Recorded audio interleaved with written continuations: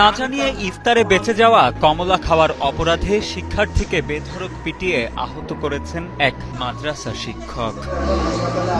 সম্প্রতি এমন গুরুতর অভিযোগ উঠেছে ঝিনাইদহ সদরের মাথুরাপুর আদর্শ এতিমখানার সহকারী শিক্ষক ইমরান হাওলাদারের বিরুদ্ধে। আমার বোন বাড়িতে বেহুশ হয়ে যাচ্ছিল, তোমাদের পানি টান দিয়ে তেল পানি দিয়ে নিয়ে আসি, এইসব বাড়িতে হিসাবে দিয়েছে।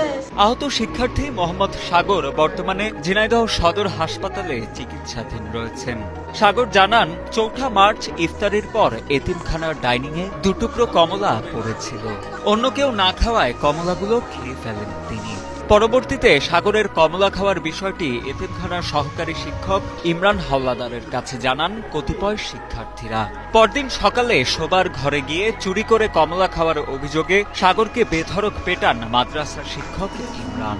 ইফতারের সময় 2 পিস কমলা বেঁচেছিল, সেগুলো আমি সুপার স্যারের কাছে বললাম। তিনি বললো রেখে দাও, যদি অন্য কেউ আসে দিবা, নাই তোমরা খেয়ে ফেলবে। কেউ আসেনি বলে খেয়ে ফেললাম। আমি বলেছে যে চুরি করে খেয়েছে।